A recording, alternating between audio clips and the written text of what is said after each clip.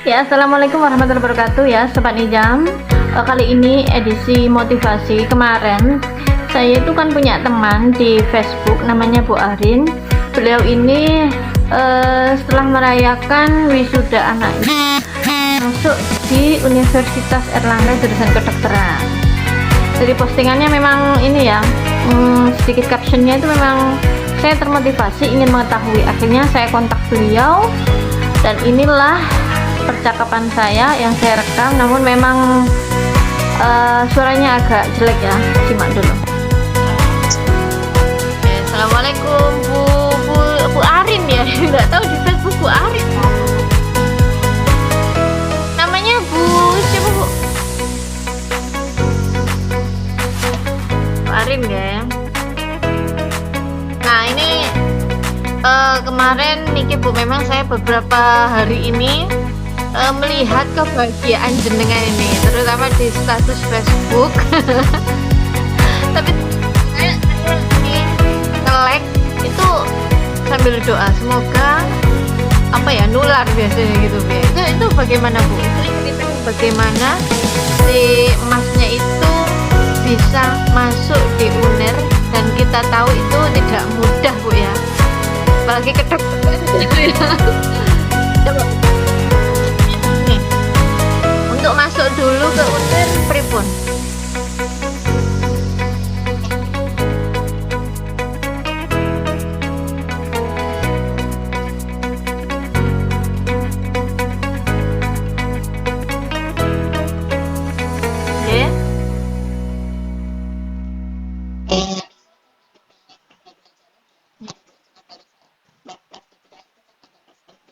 Ya.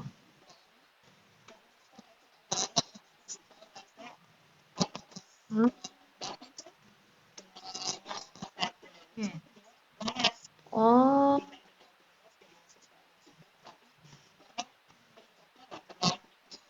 nggih. Ya cukup lama ya saya video call sama Bu Arin itu menceritakan bagaimana proses anaknya itu keterima di Universitas Erlangga dengan jurusan kedokteran dan cum laude gitu ya. Nah dari situ saya bisa menangkap banyak hal, terinspirasi banyak hal, dan termotivasi banyak hal gitu ya. Begini, karena saya tidak bisa menayangkan semua apa yang saya rekam itu karena memang suaranya Bu Arin sendiri itu kurang bagus ya. Ketika saya edit ini saya sudah bisa berkesimpulan bahwa begini ya, dari cerita-cerita beliau ya, bahwa memang sejak SMP anaknya itu yang laki-laki itu memang bercita-cita ingin menjadi dokter gitu ya. Nah si ibu memang tipikalnya Bu Arin ini, beliau mendampingi dari bahkan sejak TK, SD sampai SMA, beliau itu tidak menggunakan jasa orang lain untuk les. Pure beliau mendampingi anak sendiri untuk kegiatan belajar mengajarnya, dengan catatan sudah berkomitmen dengan suaminya, bahwa suaminya yang keluar untuk mencari nafkah ya, yang khusus ibu ini mendampingi anak, keren gitu ya. Nah setelah itu ya, pesan dari Bu Arin bahwa memang ya orang tua adalah yang membentuk bagaimana anak itu yang awalnya kertas kosong, tinta-tinta hitam itulah yang orang tua berikan kepada anak ya, sampai pada akhirnya lulus 4 di Malang ya. Nah si anaknya ini mencoba tes ya dengan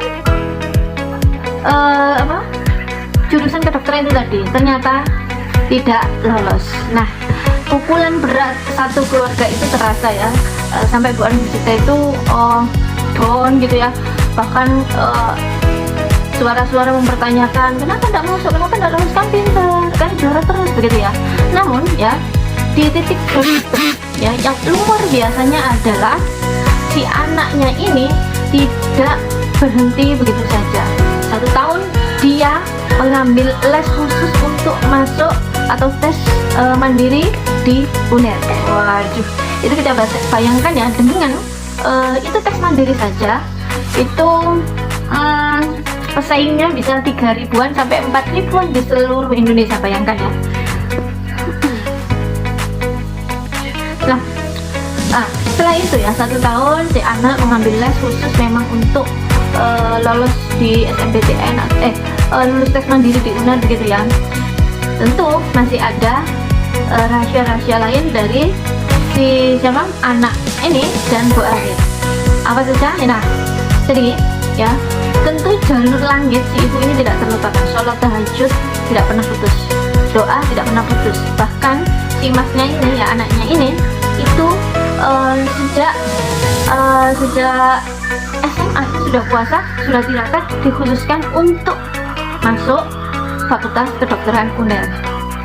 Nah, pesan yang bisa saya petik adalah di kegagalan yang pertama ya, di kegagalan yang pertama masnya ini tidak berhenti, terus mencoba ya untuk mencari les-lesan agar bisa masuk di tes mandiri UNER. Nah, seperti itu ya. Jadi sampai pada hari ini tahun 2024 ini masnya lulus dengan predikat cum laude dan sekarang menjadi koas di Rumah Sakit Karangmenjangan ya, atau DM1, dokter 1. Wah, luar biasa. Jadi saya saja terinspirasi dari cerita-cerita beliau ya, bahwa